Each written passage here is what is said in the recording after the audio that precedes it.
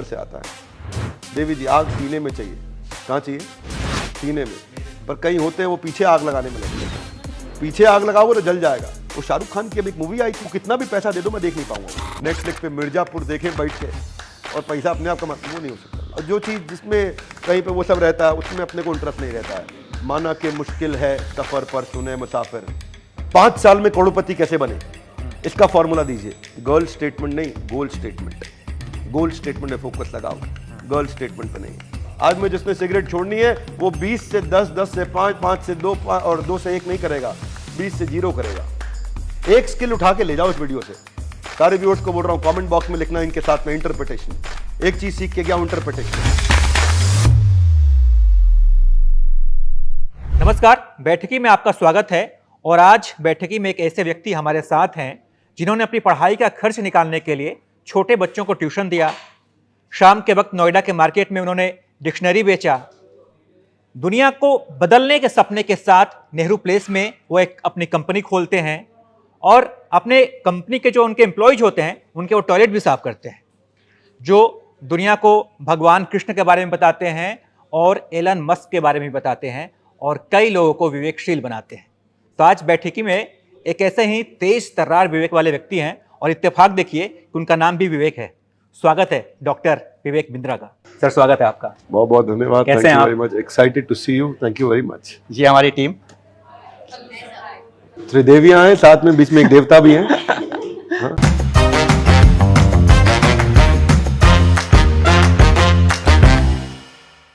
Sir Bharat को ना रायचंदों का देश कहते हैं कि हर चौक चौराहे पे एक फ्री में ज्ञान देने वाला मिल जाता है।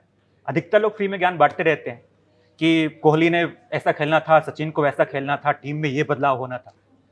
तो आपने भी शुरू में फ्री में ज्ञान बांटे और माँ सरस्वती से मिले ज्ञान को आपने इतना बांटा कि माँ लक्ष्मी भी आप पे अब आजकल मेहरबान है। तो सर कब लगा आपको कि आपको ज्ञान बांटना चाहिए, आपको वीडियोज बनाने चाहिए, लोगों को मोटिवेट करना चाहिए? मैं तो खुद को मोटिवेट कर रहा था अपनी कठिन परिस्थितियों में, अपने विचारों को व्यक्त कर रहा था। तो मैं बहुत पीछे था जब मैंने वीडियो बनाए थे। शुरू में हमारी टीम बोलती थी किस काम में लग गए हो सर, कौन देखेगा आपका वीडियो। एक दिन मैंने कहा कि देखो 4 लोगों ने देखा वीडियो। बोला सर आप ही ने 4 बार देखा था। तो वो 4 व्यू उसी के आए हैं। तो ऐसा मैंने नहीं सोचा कि ज्ञान बांटने के लिए आया हूं, पर क्या है कि जिस स्थान से गंगा बहती है वो स्थान पवित्र हो जाता है। और अगर ज्ञान हमसे बह रहा हो, हम पवित्र हो रहे हो, तो अपने को पवित्र बनाने का प्रयास किया जाना चाहिए। कोई कहता है आप बिजनेस कोच हैं, कोई आपको यूट्यूबर समझता है ना, अलग अलग तमगे आपके दिए जाते हैं। तो आपको सर क्या पसंद है? आपसे अगर कोई पूछे कि भाई इतनी सारी चीजें हैं, गांव भर के लोग पूछते हैं कि भाई क्या काम कर लेते हो? हम भारत देश में एक सपना लेके चले कि यहाँ के एंटरप्रेन्योर को हम इनेबल कर सके। अच्छा। एंटरप्रेन्योर की जिंदगी में शुरुआत में बड़ी समस्याएं आती है, और इतनी समस्याओं का सामना करना पड़ता है, उसकी मदद करने के लिए कोई नहीं है। बड़ा कॉर्पोरेट होगा वो बहुत पैसा दे सकता है। Maruti, Apollo, Ford, Ranbaxy, Dabur, Hindustan Times, steel authority, NTPC, ONGC, GAIL, Vedanta, BEL, Honda, Eicher, Escorts, सब में मैंने बहुत काम किया। 1,500 कॉर्पोरेट्स में काम किया।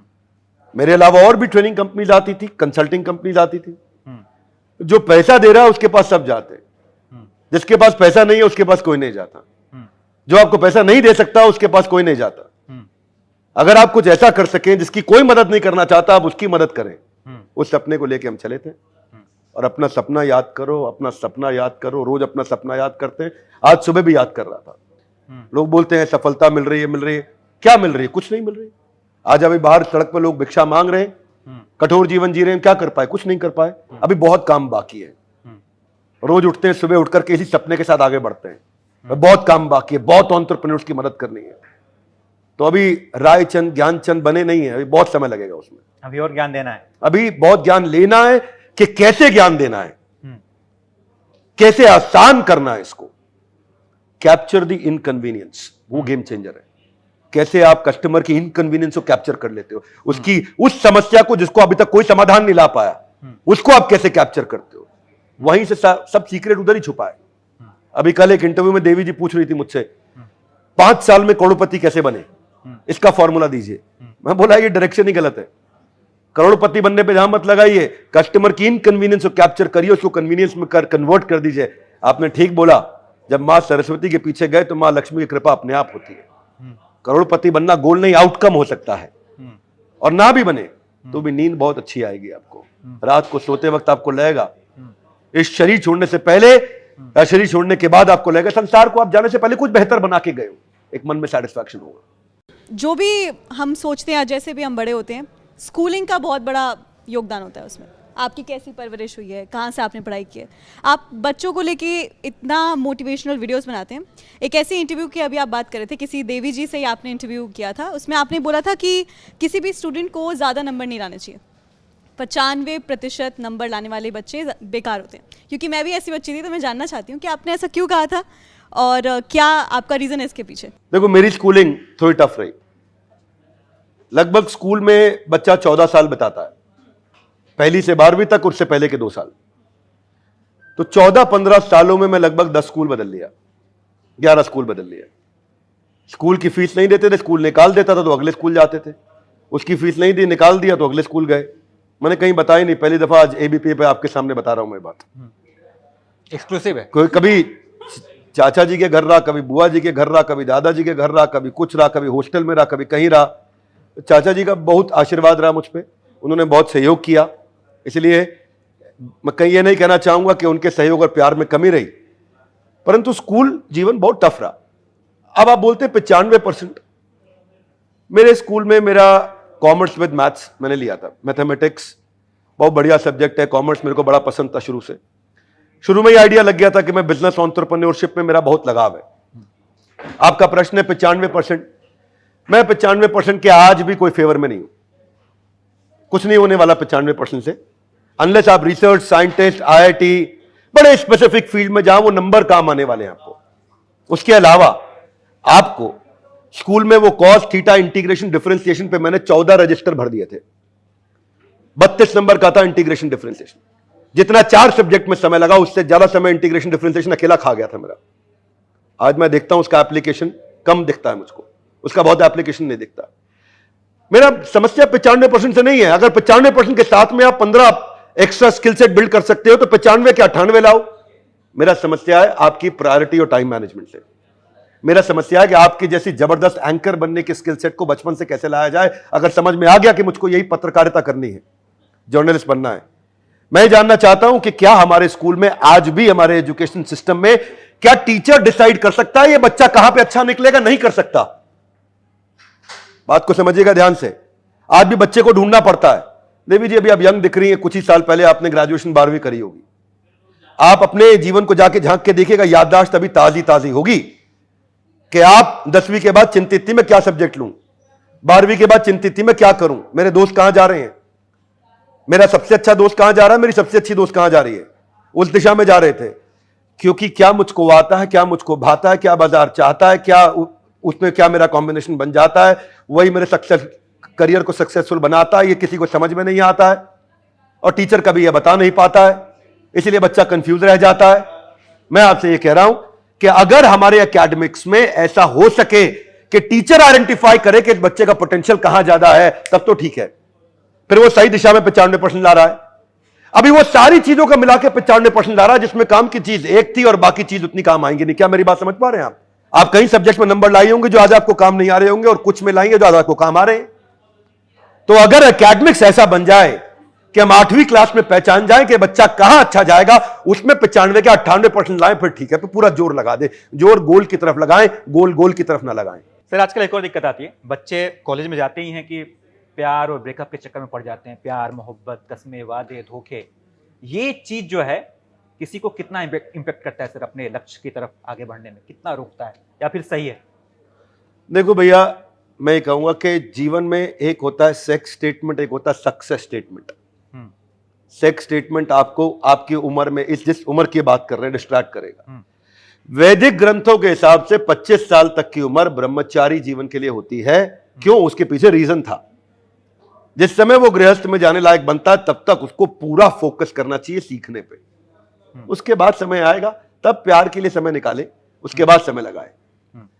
क्यों? क्या है ना, उस एज में इमोशन बहुत ज्यादा हावी हो जाता है, और वो इमोशन से नहीं इमोशनल होकर काम करता है, सेंटिमेंट से नहीं सेंटिमेंटल होकर काम करता है। निर्णय लेना चाहिए लॉजिक पे, मेहनत करनी चाहिए इमोशंस के साथ। सुनिएगा मैं क्या बोल रहा हूं, बहुत गहरी बात बोल देता हूं, कभी कभी खुश होता हूं कितना बढ़िया बोलता हूं। सुनिए, निर्णय लेना चाहिए लॉजिक से, मेहनत करनी चाहिए इमोशन से। लोग निर्णय लेते हैं इमोशन से और मेहनत करते हैं लॉजिक से, इसीलिए फेल हो जाते हैं। क्या मेरे लिए सही है वो लॉजिक बताएगा, वो इंफॉर्मेशन बताएगा, वो डेटा बताएगा, वो नॉलेज बताएगी, वो हमारे आसपास के हमारे सोर्सेज बताएंगे। उसके बाद जब सही मिल गया, अब उसमें इमोशन डालो। ये जो रिश्ते डिस्टर्ब कर रहे हैं बचपन में, इसीलिए मैं एक वीडियो भी बनाया था, गर्ल स्टेटमेंट नहीं, गोल स्टेटमेंट। गोल स्टेटमेंट में फोकस लगाओ, गर्ल स्टेटमेंट पे नहीं। बॉयज स्टेटमेंट, हाँ, एक ही बात है, मैं जेंडर न्यूट्रल हूं। हाँ, एक जेंडर न्यूट्रल हूं। जब मैं गर्ल बोल रहा हूं तो समझो गर्ल अपने आप देवी जी समझ जाएंगे, देवताओं की बात भी हो रही है। एक बार आप भी सन्यासी बनने की राह पे निकल पड़े थे। समय था जिस समय मैंने ये निर्णय ले लिया था। मेरे पे लाइबिलिटीज थी नहीं, माता पिता भाई बहन कोई था नहीं आसपास, और आध्यात्मिक जीवन में बहुत अच्छा लग रहा। ब्रह्मचारियों के, भक्तों के, संतों के, सन्यासियों के सानिध्य में, ऐसे लोगों के जो बिल्कुल निस्वार्थ से जो शिक्षा देते थे, उन्होंने मुझे बहुत ताकत दिया था। मैं इसलिए उनका ऋणी हूं, संतों का, उन साधुओं का जिन्होंने अपनी शरण में अपने चरण के पास मुझे बिठा के रखा। तो मैं जीवन उनको समर्पित करना चाहता था। आज भी भावना वही समर्पण की है, पर सेवा गृहस्थ आश्रम की हो गई है, और इस समय अपनी जीविका को सुरक्षित करते हैं। हमारे साथ जो काम कर रहे हैं उनकी जीविका को सुरक्षित करते हैं। लेकिन उस समय जो आपने प्रश्न पूछा, मैं एक पंडित जी मुझे मिले, बोले 2004 से लेके 2011 आपका सबसे कठिन समय था, आपका सब कुछ बर्बाद हो गया होगा। तो मैं जरा पीछे झांक के देखा, तब मैं ब्रह्मचारी आश्रम में रहता था। वो मेरी जिंदगी का सबसे अच्छा समय था। ये भगवान की कृपा है कि उन्होंने सबसे खराब समय को मेरा सबसे अच्छा समय बनाया और अपने संरक्षण में रखा। तो मैं आज भी जब वो दिन याद करता हूं, सुबह सुबह जो है 4:30 बजे मंगल आरती में पहुंचना होता था, और रात तक देर तक सेवा होती थी। सुबह तक उठे, नहाए धोए, पट पट पट पट पट पट पट, जल्दी जल्दी धोती लपेट के पहनी, तिलक लगाया, शिखा, हेड बाल तो होते नहीं थे, बस शिखा बांधी और भाग के मंदिर पहुंच गए, मंगल आरती दर्शन किया, और उसके बाद भगवान की का आरती स्मरण, उसके साथ दिन शुरू होता था। साधना, 2 घंटा जप करना, भागवत कथा सुनना, संतों के साथ बैठ के जमीन पे प्रसाद लेना, दिन में भिक्षा मांगना, सेवा करना, बर्तन धोना, चटाई पे सोना, उबली सब्जी खाना और ज्ञान प्राप्त करना। मैं जो मेरा MBA है ना, वो मेरा MBA नहीं था, ये मोस्ट ब्यूटीफुल एसोसिएशन ही मेरा असली MBA था। इस MBA में मैंने जो सीखा वो कहीं नहीं सीखा। Most beautiful association. मेरे गुरुदेव ने कहा कि आपने MBA किया है, भगवत गीता इतना अच्छे से समझते हैं, गीता को समझाते हैं, तो भगवत गीता में मैनेजमेंट की बहुत चीजें हैं, उसको जाके देश दुनिया को समझाइए ताकि गीता पे लोगों का विश्वास बढ़े और उसको पढ़ें। केवल धार्मिक पुस्तक समझ के या उसको ऐसा मुद्दा बना करके राजनीतिक धार्मिक उठा के साइड में रख देते, उसका लाभ नहीं उठा पाते।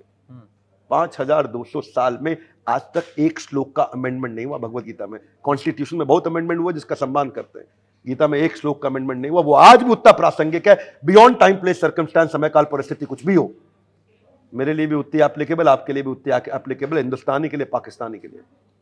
फिर उसको लेके हम पहुंचे, तो मारुति के साथ हमने पहला चालू किया प्रोजेक्ट। अच्छा। मारुति में उन दिनों जनरल मैनेजर को जिंदा जला दिया था, रस्सी बांध करके, पेट्रोल डाल करके वर्कर्स ने। RC भार्गव जी, आपका स्टूडियो नोएडा में, वो भी नोएडा सेक्टर 15 में रहते हैं, चेयरमैन मारुति के, आपको बताएंगे, अच्छा लगेगा जान के। मारुति की लीडरशिप से बात करिएगा। 40 L&D कंसल्टिंग कंपनीज आई थी, केवल एक मैं था जो कई दिन रात तक मारुति के प्लांट मानेसर में रहकर उस प्रॉब्लम को सुलझाया था। और मैं धन्यवाद करता हूं, मारुति ने वो अपॉर्चुनिटी दिया कि हम वर्कर्स की प्रॉब्लम भी समझते थे, मैनेजमेंट की प्रॉब्लम भी समझते थे, उनको नजदीक लेकर के आए और भगवत गीता के माध्यम से लेके आए। तो अगर मुझे लगता है ये जो 4 वर्ण बताए ना, ब्रह्मचारी, इसके बाद गृहस्थ, फिर वानप्रस्थ, संन्यास, बहुत बढ़िया वर्ण है। आपने सर अपने अच्छे वक्त के बारे में बताया कि ये मेरा सबसे अच्छा समय था। सबसे बुरा समय क्या था आपका, जब लगा कि सब कुछ खत्म हो रहा है, बर्बाद हो रहा है, वहां से फिर किसी ने आपको मोटिवेट किया, फिर वहां से आप उठे सीधे?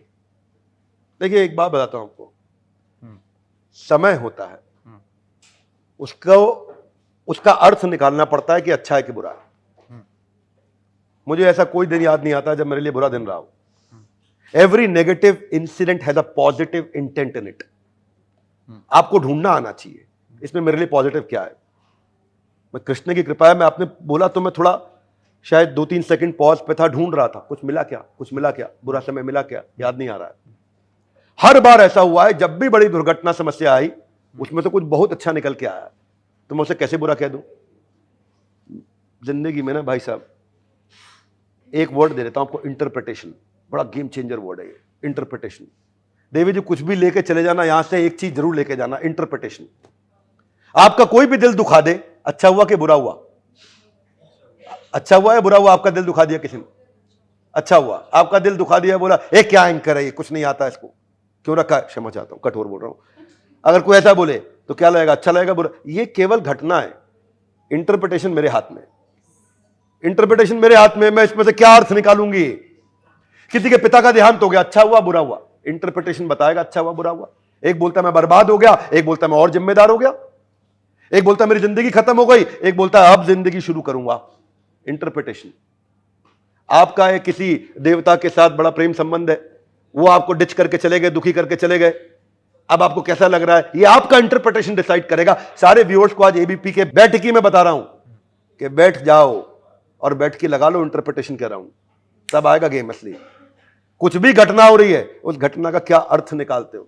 इंटरप्रिटेशन में सब कुछ छुपा है। मैं इस पे पूरी जिंदगी बोल सकता हूं, इसलिए आपने पूछा जिंदगी में सबसे बुरा समय क्या था, इंटरप्रिटेशन पे डिपेंड करता है। आप कृष्ण की बात करते हैं, आप गीता की बात करते हैं, आप श्लोक की बात करते हैं, आप बुरे वक्त की बात करते हैं।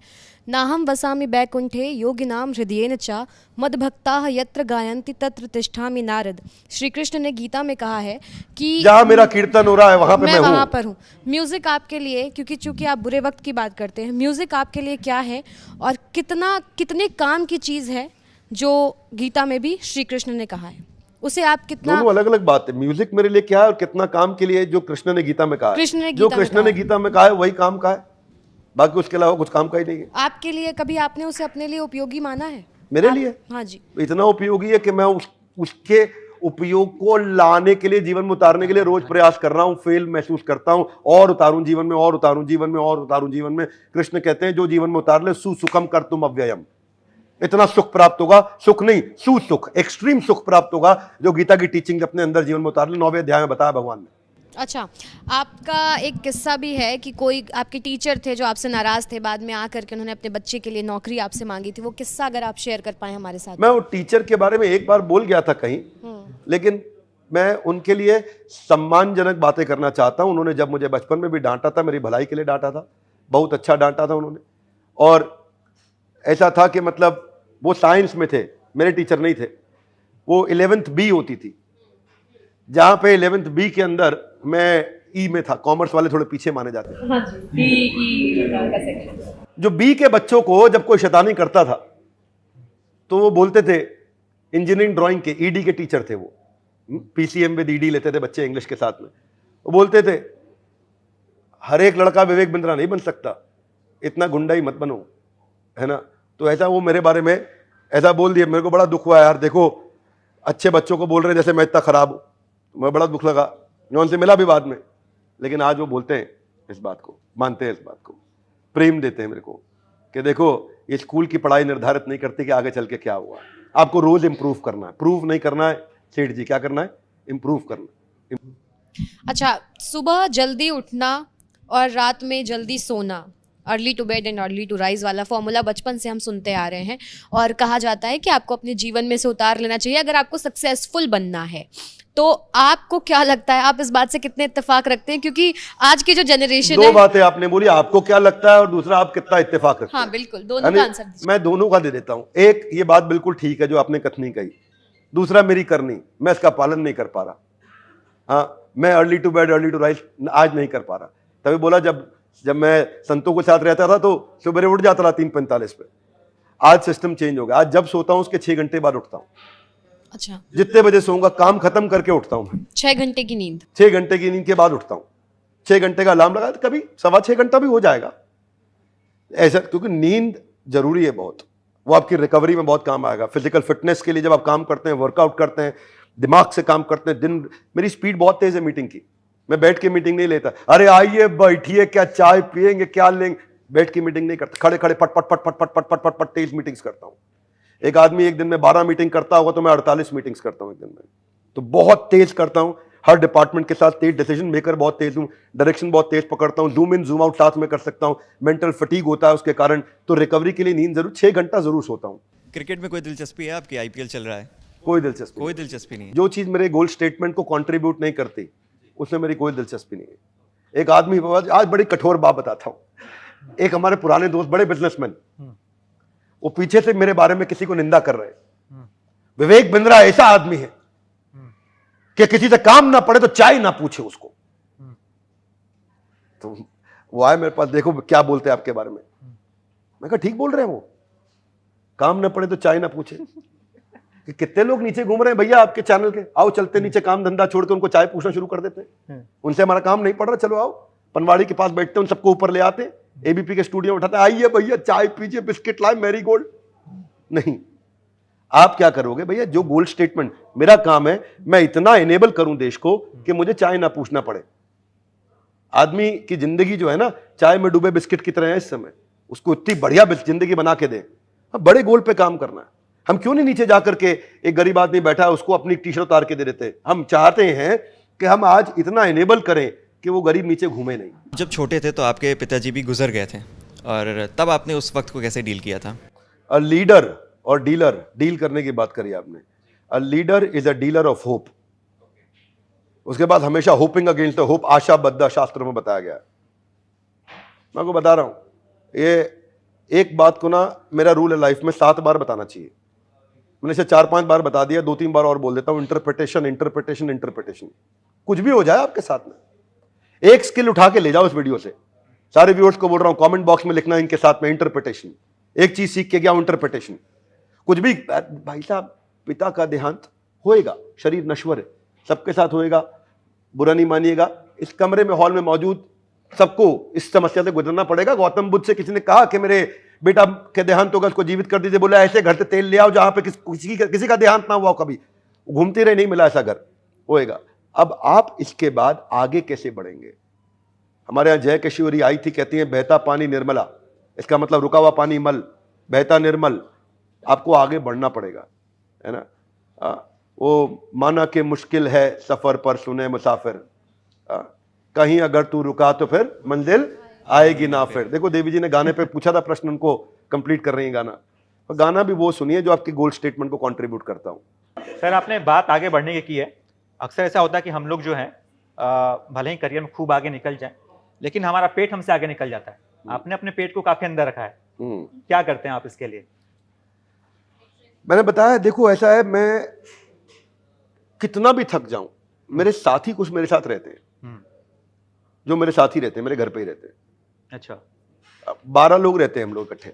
अच्छा, वो इतने मेरे साथ में इतना प्रेम करते हैं कि मैं रात को 1:30 बजे भी आया काम से खत्म करके, तो 1:45 बजे उसके बाद मैं शावर आवर लेके अपना जूता पहन के, निक्कर टी शर्ट पहन के फुटबॉल खेलने ग्राउंड में उतर जाते हैं। रात को 2:45 बजे खेलना शुरू करेंगे, 2:45 बजे रात को खत्म करेंगे, उसके बाद जाएंगे। वर्कआउट मिस नहीं करता, उतना जील चाहिए अपने को। जब आपको समझ में आ जाए ना, इसमें 1% डाउट मतलब 100% डाउट। हेल्थ फिटनेस इतनी इंपॉर्टेंट है आपके लिए, कृष्ण ने कहा है गीता में। और कहां पे कहा है, कहीं तो मैं सब श्लोक भी सुनाना शुरू कर दूं आपके साथ में। इसलिए मिनिमम फॉर्म ऑफ वर्कआउट क्या है?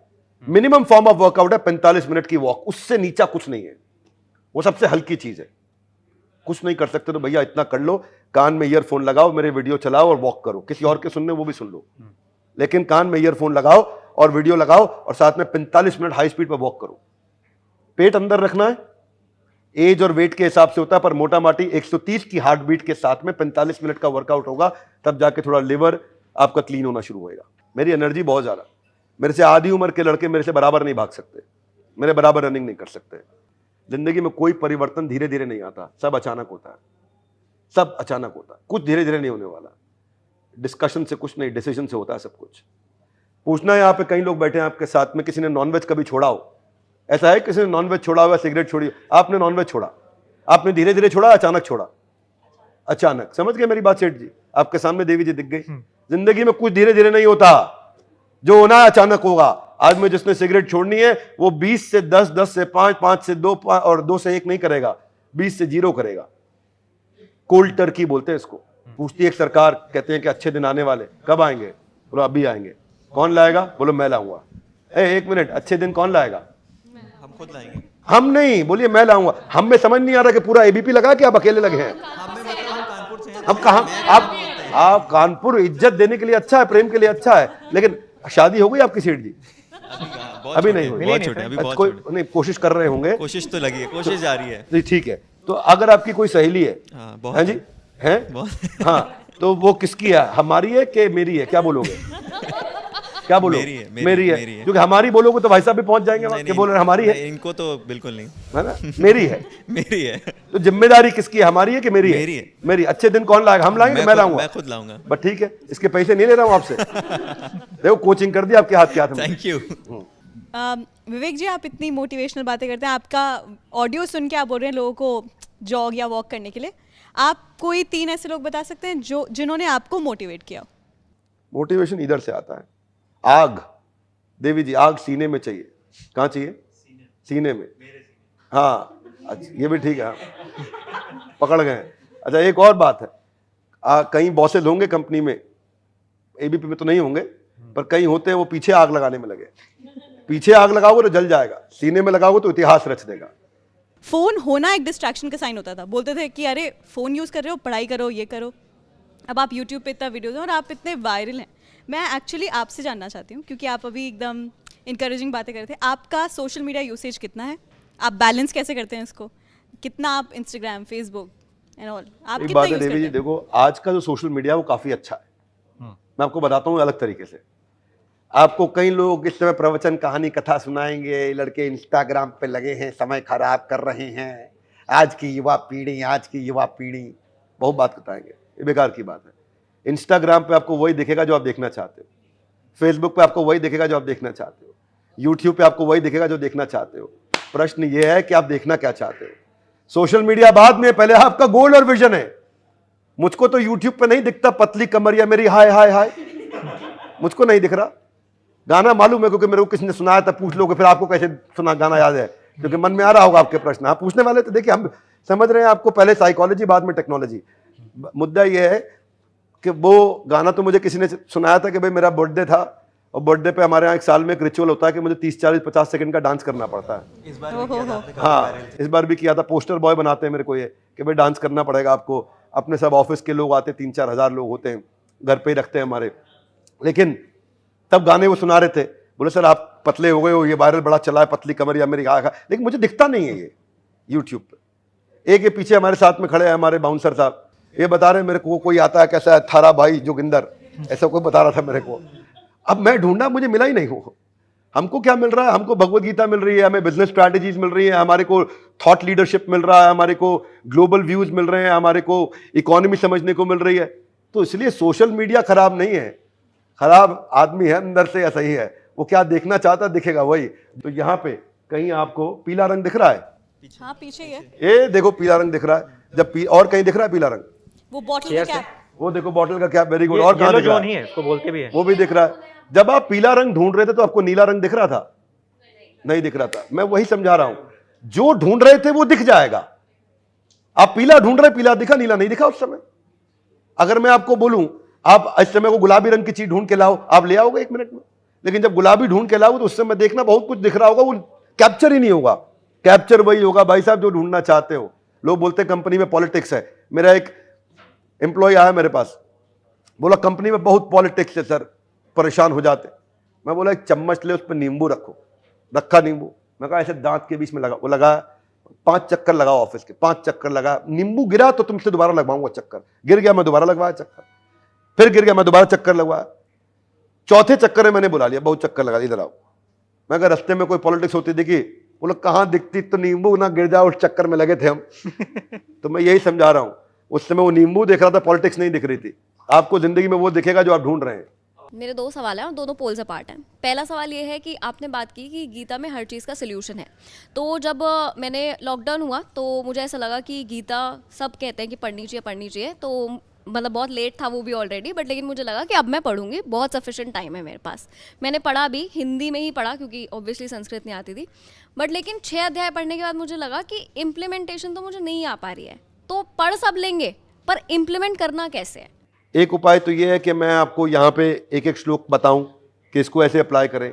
एक ये कि ऐसा आदमी जो action oriented, application oriented, execution oriented teachings देता हो, उसकी संरक्षण में जाइए, उससे सीखिए। कृष्ण कहते हैं गीता के 4थे अध्याय के 34वें श्लोक में, तद्विधि प्रणिपाते न परिप्रश्ने न सेवया उपदेक्षन्ति ते ज्ञानम ज्ञानिनस तत्वदर्शिना। कृष्ण कहते हैं ये विधि है, तद विधि प्रणिपाते न, पहले सरेंडर करो, परिप्रश्ने न, फिर उनसे पूछो, फिर सेवया जो बोले उसका पालन करो। जब ये करेंगे तो ज्ञानिनस तत्वदर्शिना, उसने तत्व का दर्शन किया वो आपको करा सकता है। अब इसको आपके जीवन में उतारते हैं। मान लो आपको एबीपी में आगे बढ़ना है, तो जो आपके टॉप एंकर हैं, जो टॉप सेलिब्रिटी एंकर हैं, जो सबसे इंटेलिजेंट हैं, उनसे ये 3 अप्लाई कर लीजिए। कई बार लोग बोलते हैं ये गीता से बिजनेस सिखा रहे हैं, गलत काम कर रहे हैं, वो अज्ञानता के लक्षण प्रकट कर रहे हैं। इनको आगे बढ़ना है, इनका इंटरेस्ट आ जाएगा, गीता और पढ़ने लग जाएंगे। आप नहीं समझे मेरी बात को। भाई बच्चे को दवाई खिलानी हो और साथ में मीठी गोली के अंदर दवाई डाल के दे दो तो आसानी से खा लेगा, इससे दवाई खा ही नहीं रहा था। सर मैं अपना प्रॉब्लम खुद ही बता देती हूँ, मतलब ये जनरल है, शायद यूजर्स के लिए इजी हो जाएगा। फॉर एग्जांपल एक चीज़ होती है कि अगर आप मोह छोड़ दो किसी भी चीज़ का तो आप उसके ऊपर कंट्रोल करना इजी हो जाता है। सर 25-26 साल हो गए, मेरे से तो नहीं छोड़ा जा रहा है मोह। वो हर चीज़ के लिए है, फैमिली के लिए, पेरेंट्स के लिए, कोई भी चीज़ मैं एक्टिविटी करती हूँ तो मुझे लगता है स्पेशली लव्ड वंस के लिए, तो मुझे ऐसा लगता है कि मैं बहुत इंपॉर्टेंट चीज़ें छोड़ दूंगी लाइफ में when it comes to my loved ones या ऐसा। तो वो मोह पे कंट्रोल मुझे नहीं पता 26 साल में कैसे लाना है। देखिए इसमें ना दूसरे अध्याय का 47वां 48वां 49वां श्लोक, इस पे बहुत चर्चा होता है और सबसे ज्यादा जो पॉपुलर श्लोक मिसअंडरस्टूड है वो भी इसी पे ही है। कर्मण्येवाधिकारस्ते मा फलेषु कदाचन, सबने सुना होगा, देवी जी दोहरा भी देंगी, पीछे वो श्लोक एक आधा बोल भी चुकी हैं। इसका अर्थ क्या हुआ? देखिए एक होता है एफर्ट विद वरी, एक effort without worry. Effort with worry जो है वो मोह के साथ है, एफर्ट विदाउट वरी मोह के बिना है। वाओ एटीट्यूड, WOW, विद और विदाउट। रिजल्ट मेरे फेवर में आया तो मैं खुश, नहीं आया तो उदास, इसको मोह बोलते हैं। एफर्ट से अटैचमेंट होना चाहिए, रिजल्ट से नहीं। ये अद्भुत कला जब किसी के अंदर आ जाए कि वो मिशनरी हो जाता है। जितने लोग हैं ना बड़े बड़े जिन्होंने जबरदस्त काम किए, बहुत चोटें खाई, बहुत थप्पड़ खाए। गांधी ने न केवल खुद थप्पड़ खाए दांडी मार्च में, अपने साथ जितने चले उनको भी पिटवाया, है कि नहीं? बहुतों ने मार खाई, पर वो डटे रहे, डटे रहे। अगर वो मोहित हो जाते इस बात से, हाय बुरा हो गया हमारे साथ, छोड़ देते, फिर मैं गांधी की बात नहीं करूंगा। रविंद्रनाथ टैगोर का वो गाना लेकर के गीत सुंदर, जोदी तोरो डाक शुने क्यों नायाश में तौबे एकला चोलो रे। सुभाष चंद्र बोस अकेले निकल पड़े, पैदल, ट्रेन, क्या क्या संघर्ष करते, पूरी नई आर्मी तैयार करी। रास्ते में कितनी बार तकलीफें आई। जब आदमी ना मोहित होने लग जाता है तो फिर वो छोटी छोटी चीजों से डिस्टर्ब होता है, डिस्ट्रैक्ट होता है, और जब मोह समाप्त हो जाता है फिर उसको कोई दुखी नहीं कर सकता, कभी दुखी नहीं कर सकता। इसके लिए रिलेट करने के लिए पिछला वर्ड बता रहा हूं, वन टेक अवे, वो आप बताओ क्या है? इंटरप्रिटेशन। इंटरप्रिटेशन ठीक निकालनी शुरू कर दो, मोह आपको मोह डिस्टर्ब नहीं करेगा। ठीक है सर, जो मेरा दूसरा सवाल जो इसको मोहित होने को बोलते हैं अट्रैक्शन टू डिस्ट्रैक्शन। क्या बोलते हैं? Attraction to distraction. Go on. तो मेरा दूसरा सवाल विच इज स्पोर्ट्स, मैं आपसे ये सवाल इसलिए करूँ, वैसे जो भी आता बैठ के में हम ज़रूर पूछ लेते हैं कि आप इतने अच्छे वक्ता हैं, आपने इतने बिजनेस डेवलपमेंट में हेल्प किया है, तो आप राजनीति में क्यों नहीं एंटर कर जाते? बट इसके पीछे आपसे ये सवाल करने के पीछे मेरा लॉजिक है। ऐसा कहते हैं कि सिस्टम ही पूरा देश चलाता है। जैसे अभी आपने स्टार्टिंग में एजुकेशन की बात की कि अगर आप उतने ही सब्जेक्ट्स को, स्किल्ड बेस्ड सब्जेक्ट्स को, या आप उनको फिल्टर कर दो तो हम सारे इन्वेस्टमेंट उन सब्जेक्ट्स में करेंगे जो अल्टीमेटली मुझे लाइफ में काम आने हैं। तो सर राजनीति में आने के बारे में सोचते हैं सिस्टम आप खुद बना पाएंगे? सर इसका जवाब दीजिएगा। उससे पहले आपने एक अच्छे दिन की बात कही थी, तो आपको लगता है कि अच्छे दिन हैं? मैं तो आपको बताया ना इंटरप्रिटेशन। आपका इंटरप्रिटेशन अच्छे दिन है कि नहीं है? आप इंटरप्रिटेशन कुछ भी निकाल लो। एक पॉलिटिकल पार्टी के लिए बहुत बुरे दिन है, एक के लिए बहुत अच्छे दिन है। इंटरप्रिटेशन आपको चूज करना है। आपके प्रश्न का उत्तर देता हूं, फिर आप और पूछिएगा। अच्छे लगते हैं मेरे को ऐसे प्रश्न जब करते हो आप बीच बीच में, खुशी होती है मेरे को। मैं इसका जवाब दे देता हूं। मैं पॉलिटिकल पार्टी में जाऊंगा, किस में जाऊंगा, कब जाऊंगा, नहीं जाऊंगा, सिस्टम को सुधारूंगा, क्या करूंगा, उससे अच्छा आइडिया दे देता हूं। पॉलिटिकल लीडरशिप को बिल्ड करने के लिए कोर्स तैयार कर देता हूं। जिसको पॉलिटिकल करियर में आगे बढ़ना है उसको ऐसा जबरदस्त अद्भुत कोर्स बना के देते हैं जिसमें कैरेक्टर के साथ कॉम्पिटेंस हो, जिसमें रूट्स के साथ फ्रूट्स हो, जिसमें बैकग्राउंड के साथ फोरग्राउंड हो, जिसमें इंटेंट के साथ कंटेंट हो, जिसमें पर्पस हो, प्रॉफिट से पहले, पर्पस बिफोर प्रॉफिट हो। मैं पॉलिटिशियंस का गुरु बनना चाहूंगा, उनको एडवाइजर बनना चाहूंगा, मेंटोर बनना चाहूंगा, उन्हें गाइड करना चाहूंगा कि देश को आगे कैसे बढ़ाया जाए, देश को आगे बढ़ाना है। मैं पॉलिटिकल पार्टी में चला गया किसी में तो मेरा दायरा सीमित हो जाएगा। कुछ मुझे बहुत पसंद करेंगे, कुछ बहुत नाराज हो जाएंगे। तो क्यों गड़बड़ करें, मेरा दायरा बड़ा रहने दो। सारे लोग पसंद करते हैं मेरे को, है कि नहीं? देखो कांग्रेस से आप सीख सकते हो, वो सबको साथ लेके चलने की कोशिश करते हैं। बीजेपी से सीख सकते हो, वो बहुत तेज चलने की कोशिश करते हैं, साथ में कभी ले पाते कभी नहीं ले पाते हैं। दोनों से सीखो और उसके बाद आगे बढ़ो। तो इंडिया में एप्पल का दूसरा स्टोर खुल गया है, तो इंडिया के लिए क्या ज्यादा बेनिफिशियल है कि हम अपने ब्रांड स्टैब्लिश करें या फिर बाहर के इन्वेस्टर्स आके हमारे यहाँ इन्वेस्ट कर रहे हैं? ये दोनों में कोई समस्या नहीं है। एप्पल जब भारत में आया है ना, तो भारत का हैंडसेट एक्सपोर्ट 3 गुना बढ़ा है। साउथ में कौन से राज्य के अंदर आया मैं चेक करके बता देता हूं। एप्पल का जो मैन्युफैक्चरिंग यूनिट साउथ में आया है, उसके कारण बहुत बड़ा इंपैक्ट आया है। And we have become, I think, the second largest handset manufacturing country in the world. बात वो नहीं है कि बाहर का आ रहा है अंदर का आ रहा है, बात यह जो उसको लाया जा रहा है तो किस सिस्टम के तहत लाया जा रहा है। वो इन्वेस्टमेंट करेगा, मैन पावर यहां की हायर करेगा, कंट्रीब्यूट यही करेगा, यहां से रेवेन्यू बाहर रिट्रैक्ट नहीं करेगा। इसके 7, 8, 10 प्रिंसिपल्स हैं, कहेंगे तो इसमें चर्चा करेंगे, मेरा फेवरेट सब्जेक्ट है। ये इंपॉर्टेंट नहीं है कि आप डिसइन्वेस्टमेंट करा रहे हो, प्राइवेट हाथों में सरकारी बिजनेस दे रहे हो, विदेशी आ रहे हैं। इंपॉर्टेंट ये है कि गवर्नेंस के प्रिंसिपल कैसे हैं। सर, रामचरितमानस पे खूब विवाद हुआ, आप तो धार्मिक ग्रंथों को पढ़ते भी हैं। उसकी जो एक चौपाई थी जिसमें शूद्र और ढोल पशु नारी की जो बात की गई है, तो क्या ये चौपाई गलत है या फिर लोग उसको डिकोड नहीं कर पाए ठीक से? डिकोड नहीं कर पाते यार, चौपाई पे क्यों सवाल उठाते हो? डिकोड नहीं कर पाते आदमी। क्या होता है ब्राह्मण, वैश्य, क्षत्रिय, शूद्र, मालूम है आपको? मैं आपसे पूछता हूं, आपको जानकारी है? आप बता सकते हैं? मैं बता सकता हूं। ब्राह्मण होता है इंटेलेक्चुअल क्लास ऑफ सोसाइटी, क्षत्रिय होता है एडमिनिस्ट्रेटिव क्लास ऑफ सोसाइटी, वैश्य होता है मर्केंटाइल क्लास ऑफ सोसाइटी, पेट, शूद्र होता है assisting class of society, legs. ये चारों हैं, चारों की जरूरत है। अब बोलो इसके बिना काम चल जाए, इसके बिना काम चल जाए, इसके बिना नहीं, चारों की जरूरत है। अब अगर ताड़न के, अब उसको अगर कोई तकलीफ पहुंचा रहे तो लेग्स को तकलीफ होती है, लेग्स को ज्यादा चलना पड़ता है। असिस्ट करने वाले को तकलीफ होती है, डायरेक्शन देने वाले को उतना फिजिकल तकलीफ कम होती है। आपको समझना पड़ेगा, चारों कॉन्ट्रीब्यूटर हैं। हर एक को लीडर नहीं बनाया जाता है मेरे भाई, हर एक आदमी लीडर नहीं बनता है। ब्राह्मण का मतलब वो नहीं है जो ब्राह्मण परिवार में जन्म लिया, केवल शर्मा जी का लड़का भैया ब्राह्मण निकले, नहीं, शूद्र भी हो सकता है। वो सब पॉलिटिक्स है बेकार की, कुछ नहीं। उसको अपनी वोट की राजनीति करनी है, उसको अपना ब्लू ओशन स्ट्रैटेजी बनाना है। एक नेता आए थे बिहार में पीछे, बोल रहे थे तुम कौन हो, दलित हो, तुम उनको वोट दे देना, कोई बात नहीं, तुम महादलित मुझको वोट दोगे। ये क्या, अपना एक नया शेयर क्रिएट किया ना, अपना एक नया मार्केट सेगमेंट उसने बिल्ड किया है अपने। हाँ, महादलित, भाई महादलित मेरे लोग, महादलित के लिए मैं काम कर रहा हूं। तो क्या हो गया, महादलित का पूरा वोट आ गया, बाद में जुगाड़ कर लेंगे जोड़ तोड़ की सीटों का। अरे भाई, ये जो कर रहा है, ये यही तो आपको इन्फ्लुएंस कर रहा है। सुन किसकी रहे हो आप, क्या भोजन ले रहे हो अंदर से? इसीलिए मैंने भगवत गीता के जब चक्षु से देखा, उस दृष्टिकोण से देखा, उस दृष्टि से सृष्टि बदल गई। कि आज अगर, मैं पिछली दफा भी कहीं बोला था, प्रधानमंत्री मनमोहन सिंह, वो कौन है? वो ही इज ब्राह्मण बाय नेचर, इंटेलेक्चुअल, एडवाइजरी में बहुत अच्छे हैं, उनको एडमिनिस्ट्रेशन में डाल दिया, प्रधानमंत्री बना दिया। श्रीमती सोनिया गांधी एडमिनिस्ट्रेशन में बहुत अच्छी, क्षत्रिय हैं, उनको यूपीए की चेयरपर्सन बना करके चीफ एडवाइजर बना दिया। यानी कि आपने ब्राह्मण को क्षत्रिय और क्षत्रिय को ब्राह्मण बना दिया। ऐसे ही आपका बिजनेस है। ऐसे ही वो भाई साहब पीछे एक सेल्स में खड़े हुए थे, वो उनका क्या, अब उनको आप बोलो कि मैं पत्रकारिता में लगा देता हूं, वो ज्यादा अच्छा है, आपको सेल्स में लगा देते हैं। नहीं, आपके गुण और कर्म निर्धारित करेंगे कि आप किस डिपार्टमेंट में रहने वाले। आप एक्शन मैन है, पीपल मैन है, आइडिया मैन है, प्रोसेस मैन है, आपका एक नेचर है, आपका एक कैरेक्टर है। बड़ी बेबाकी से अपनी बात रखते हैं, और बात रखने के बाद कभी आपको ऐसा लगता है कि आपने कुछ गलत बोला, कुछ गलत कहा, क्योंकि आपकी बातें कई लोगों को बुरी लग जाती है। बंगाली समुदाय हाल ही में नाराज हो गया, डॉक्टर्स नाराज हो गए थे, टाइल्स बनाने वाले आपसे एक बार नाराज हो गए थे। एक एक करके आंसर दूं या एक ही आंसर दे दूं सबका? एक ही दे दीजिए। ऐसा क्यों होता है, मतलब ऐसा लगता है कि विवेक बिंद्रा से गलती हुई है और मुझे उसके लिए माफी मांगनी चाहिए? क्योंकि मैंने गीता का पालन नहीं किया।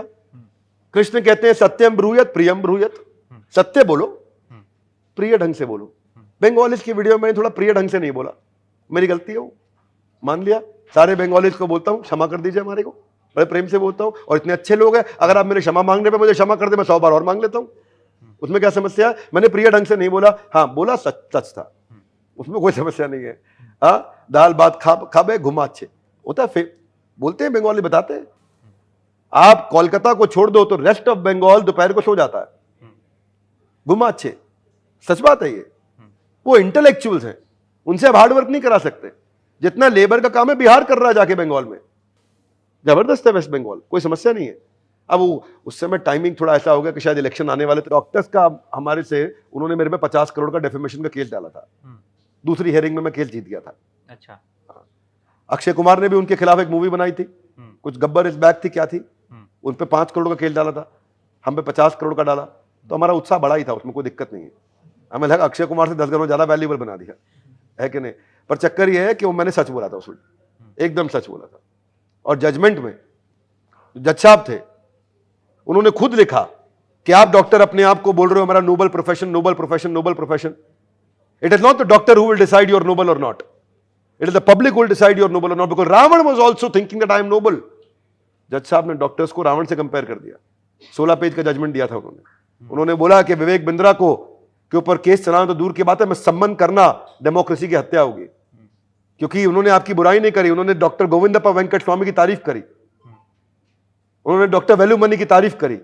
डेवलपमेंट की बात की जाए तो क्या आप कह सकते हैं कि फला सरकार जो है इसने बड़ा अच्छा काम किया, मोदी सरकार, कांग्रेस सरकार या फिर किसी अन्य पार्टी का आप नाम ले सकते हैं? मन नहीं कर रहा बिल्कुल बोलने का, इसका जवाब देने का। हर सरकार में कुछ अच्छे लोग भी आए, कुछ गलतियां करी, कुछ अच्छी चीजें करी। आज की जो सरकार है बहुत करेजियस, बहुत बोल्ड सरकार है। इस बार के बजट को मैं उनका अच्छा मानता हूं कि इलेक्शन से जस्ट पहले भी उन्होंने कोई फ्री में रेवड़ी नहीं बांटी, उन्होंने इंफ्रास्ट्रक्चर पे इन्वेस्टमेंट किया। अब आप नोएडा में हो भाई साहब, ये 15 किलोमीटर का एक्सप्रेस वे है साथ में, ये 15 किलोमीटर की सड़क बनने से 1 लाख अपार्टमेंट आ गए, सैकड़ों हजारों ऑफिस आ गए, रेस्टोरेंट आ गए, मॉल आ गए। इंफ्रास्ट्रक्चर पे जो सरकार पैसा लगा रही है मैं उसका फेवर करता हूं। पर ऐसा नहीं है कि इससे आप कहीं से भी ये मुझसे मैसेज ले ले कि लग रहा है आदमी मोदी का है, कोई मतलब नहीं उससे। मैं बिजनेसमैन का आदमी, बिजनेसमैन के लिए बात करता हूं, मैं ग्रोथ के लिए बात करता हूं, इकोनॉमी के लिए बात करता हूं, मुझे कोई मतलब नहीं उन चीजों से। आप जिसको चाहें वोट दें, पर एक रूल याद रखें कि मेरिट पे वोट देना, जाति धर्म की राजनीति पे नहीं। सर कई लोग हमारे आसपास ऐसे भी हैं जो ना तो पढ़ने में ठीक है ना बोलने में ठीक है, लेकिन हाँ बहुत अच्छा कर रहे हैं, तो उनके लिए क्या करना है, वो कैसे आगे बढ़े? क्या भाग्य ने उनका साथ दिया या फिर कुछ और बात है? देखो, ये पढ़ने में अच्छे नहीं, बोलने में अच्छे नहीं जरूरी नहीं है। वो जिस चीज में अच्छे हैं उस चीज में कर रहे होंगे तभी वो अच्छे कर रहे होंगे। यही तो बोल रहा हूं आपको कि आपका जो कोर कॉम्पिटेंस है वो पहचानना बड़ा जरूरी है। कॉपी मत करो, इसको देखो उसको देखो। भगवान ने 18वें अध्याय में श्लोक बताया है इसके ऊपर कि दूसरे को कॉपी करके अपना कार्य मत डिसाइड करो। अरे इसको देखो, ये चल रहा है बाजार में आजकल, यही चल। मेरे प्रोग्राम में लोग आते हैं लीडरशिप फनल में, आके पूछते बिंद्रा जी को बिजनेस समझा दो जहां पैसा लगा दे, ऐसा बता दो। गलत है मॉडल वो। सर मैंने जो बात कही, हम राजनीति में देखते हैं कि कई लोग जो हैं बस इसलिए आगे बढ़ रहे हैं क्योंकि वो उस खानदान से आते हैं, तो ये उनका भाग्य है। यही उनका भाग्य है, ये उनका भाग्य है। भाग्य और कर्म की अगर तुलना पर टिकेंगे करें नहीं, लंबा टिकेंगे नहीं। हो सकता है भाग्य के साथ में उनमें कॉम्पिटेंस भी हो, तभी वो टिके हैं। अगर कोई टिके हैं तो केवल ये सवाल मत उठाइए उनके पिता पे। अगर लंबा टिके, लंबा चल रहे तो उनमें कॉम्पिटेंस भी होगा। उन्होंने बचपन से राजनीति के प्रिंसिपल्स अपने पिता को देखते हुए सीखे हैं। बॉलीवुड में भी लोग कई बार खिलाफ हो जाते हैं इसके, क्या बोलते हैं उसको, नेपोटिज्म। ऐसा नहीं होता, केवल नेपोटिज्म नहीं है। केवल नेपोटिज्म में मैं आपसे 10 एग्जांपल निकलवा लूंगा जिसके पिता बहुत अच्छे थे लेकिन बेटा चला नहीं। आपसे निकलवा, आप खुद ही बता देंगे मुझे 10 एग्जांपल। नेपोटिज्म सस्टेनेबल नहीं है। अल्टीमेटली डिसाइड तो व्यूअर ही करेगा ना आपको उसकी मूवी देखनी है कि नहीं देखनी। कितना भी जाकर के धर्मा प्रोडक्शन वाले लॉन्च करते रहे, उसको फर्क नहीं पड़ता उससे। सर भाग्य का कितना बड़ा रोल होता है? भाग्य का रोल होता है, कर्मों से भाग्य निर्धारित होगा आपका, लेकिन भाग्य बदल सकते हो आप। विम्रश्येतदशेषेण यथा इच्छसि तथा कुरु, 18वें अध्याय के 63वें श्लोक में कृष्ण कहते हैं कि मैंने तुम्हें सारा ज्ञान दे दिया अर्जुन। 18वां अध्याय, ध्यान दीजिएगा, मतलब आखिरी अध्याय। मैं तुम्हें सारा ज्ञान दे दिया है, अब यथा इच्छसि तथा कुरु। यथा मतलब जैसे, इच्छसी मतलब इच्छा हो, तथा मतलब वैसे, कुरु मतलब करो। यानी कि तुम्हारे पास अधिकार है कुछ नया करने का, और अगर कर्मों से भाग्य बना है तो नए कर्मों से नया भाग्य भी बन सकता है। समझ गए साइंस? ये साइंस है। बिंद्रा जी क्या शार्क टैंक देखते हैं, जो शो है इतना फेमस? नहीं, मैं नहीं देखता शार्क। नहीं देखते? कभी भी आपने ग्लिम्स कुछ? शार्क टैंक मैंने अमेरिका का देखा, इंडिया का शार्क टैंक बहुत मसाला है उसमें, बहुत चटपटा है वो, और फिर वो मेरे गोल को कंट्रीब्यूट नहीं करता। वो जो वहाँ जो सिखा रहे हैं उससे ज्यादा आपको देखना हो तो आप अमेरिका का देखिए, ऑस्ट्रेलिया का देखिए, वो अच्छा है। वो अच्छा लगा आपको? ओके। और आपने कई बार बोला जो आपके गोल से एसोसिएटेड नहीं होता, आप वो गाने नहीं सुनते, फिल्म्स नहीं देखते, तो आपकी फेवरेट फिल्म बता दीजिए। सारी बायोपिक्स देखता हूँ, कोई भी आ जाए। जितनी बायोपिक्स स्पोर्ट्स के ऊपर है, पॉलिटिशियन की बायोपिक होगी, कोई सोशल लीडर की बायोपिक होगी, कोई भी बायोपिक हो मैं हाल देखता हूँ। फिलहाल में कोई देखी? मेरे को गुंजन सक्सेना लोगों को पसंद नहीं आई, मुझको बहुत पसंद आई थी। वो लड़की, वो जिस तरीके से एक अकेली पायलट बाथरूम में कपड़े चेंज करने की उसको दिक्कत आती थी, वो लड़की ने जो किया, जो कमाल करके दिखाया एंड में, मेरे मन में इतना सम्मान बढ़ गया। मेरे को लगता है कि देश की हर लड़की नहीं, हर लड़के को देखनी चाहिए। रेफरेंस पॉइंट नहीं था उस लड़की के पास, आपके पास रेफरेंस पॉइंट होगा। भाग मिल्खा भाग देखी, मैं हिल गया पूरा। क्या आदमी था यार वो शाहरुख खान की अभी एक मूवी आई थी, क्या नाम था मूवी का? पठान। हाँ, मुझको कितना भी पैसा दे दो मैं देख नहीं पाऊंगा। अनरियलिस्टिक नॉनसेंसिकल मूवी है, और कोई अगर आपके ओटीटी पे आ गई तो भैया मत देखना, मेरा सुझाव है। मेरे को गाली मत देना इस बारे में। अभी आप रेफरेंस पॉइंट की बात कर रहे मैं थे? मेरिट पे बोल रहा हूँ, मेरिट। Okay. हाँ, मेरिट पे बोल रहा हूँ। शाहरुख खान की मूवी देखनी है, चक दे इंडिया देखो। अच्छा, स्वदेश का मुझे पता नहीं वो बायोपिक है कि नहीं है। हाँ, तो मैं बायोपिक की बात कर रहा हूँ, क्योंकि मेरा को बायोपिक की बात करोगे तो मैं आपको बताऊंगा, उसके बारे में चर्चा करूंगा। जो चीज जिसमें कहीं पे वो सब रहता है, उसमें अपने को इंटरेस्ट नहीं रहता है कि नहीं है? नहीं आता इंटरेस्ट। समझो मैं क्या बताऊं आपको, अपने को इंटरेस्ट आता है जो गोल्ड स्टेटमेंट पे कंट्रीब्यूट करता है। समापन करने का वक्त आ गया है, लेकिन जाते जाते मैं चाहूंगा कि विद्यार्थी आपको खूब सुनते हैं, तो कुछ एक्सक्लूसिव बता दीजिए उनको, कुछ एक्सक्लूसिव मंत्र, एक्सक्लूसिव ज्ञान जो एकदम जीवन भर में काम आए। देखो, एक बार अपना गोल्ड स्टेटमेंट बना लिया ना, तो उसके बाद अपने आप को उसमें झोंक दो। आप अगर उसमें अच्छे नहीं भी हो ना, मिशन बना लिया। आप जानते हैं आर्नोल्ड श्वार्ज़नेगर पतला था, बहुत पतला था, इतना पतला कि मैं क्या बताऊं, सुकड़ी हड्डी, बहुत मजाक उड़ाते थे। एक दिन दिमाग फिर लग गया उसका, आता माजी सटकली। तो बच्चों को मैं आता माजी सटकली बता रहा हूं। वो बोला मैं मिस्टर ओलंपिया बनूंगा, मिस्टर वर्ल्ड, मिस्टर यूनिवर्स बनूंगा। वो बोला पागल, पहले मिस्टर स्कैंडिनेवियन कंट्री बन जा, मिस्टर जर्मनी बन जा, मिस्टर एम्स्टर्डम बन जा, मिस्टर यूरोप बन जा, फिर मिस्टर वर्ल्ड, फिर मिस्टर ओलंपिया, मिस्टर यूनिवर्स। ना ना ना, मैं पहले गोल बनाता हूं, उसके बाद अपने आप को उसमें झोंक देता हूं। I set a goal and then I do whatever it takes to reach to that goal. Sir एक तो ये इसके बाद वो यहां भी नहीं रुके, 7 बार मिस्टर ओलंपिया बने, 7 बार कंटिन्यूसली, 7 बार मिस्टर ओलंपिया। उसके बाद क्या बोले, सोच रहा हूं हॉलीवुड में चले जाऊं। लोगों ने बोला तेरे को अंग्रेजी नहीं आती, तेरा जर्मन एक्सेंट है, तू कैसे बोलेगा? बोला नहीं, I set a goal and then I do whatever it takes to reach to that goal. मैं पहले गोल बनाता हूं, उसके बाद अपने आप को उसमें झोंक देता हूं। हॉलीवुड में टर्मिनेटर 1, 2, 3 क्या क्या किया, पूरी दुनिया हिला दिया उन्होंने। यहां नहीं रुके, फिर पॉलिटिक्स में गए, सीधा गवर्नर बने, सेनेटर बन सकते थे, काउंसलर बन सकते थे ना। मैं पहले गोल बनाता हूं, फिर अपने आप को उसमें झोंक देता हूं। स्टूडेंट्स के लिए मेरा बड़ा स्ट्रांग मैसेज है, गोल बना के अपने आप को झोंक दो। सर एक मैसेज उनको भी जाना चाहिए जो लोग कहते हैं कि विवेक बिंद्रा तो फ्रॉड है, ये आलतू फालतू आइडियाज देते रहते हैं, वीडियोज बनाते रहते हैं। हाँ ना, उनको कोई मैसेज नहीं है, वो अच्छा काम कर रहे हैं, वो हमारे को नियमित कर रहे हैं। ऐसे लोग होने चाहिए आपकी जिंदगी में जो आप पे सवाल उठाएं।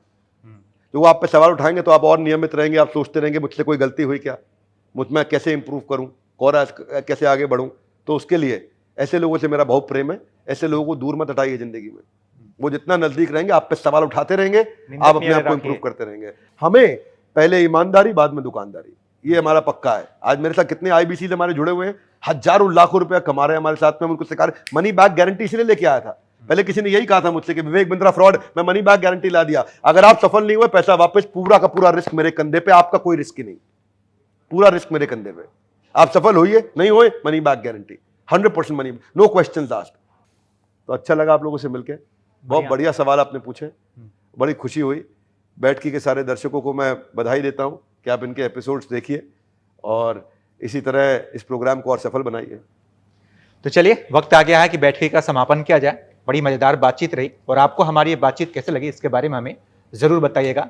बाकी तमाम अपडेट्स के लिए आप देखते रहिए एबीपी लाइव।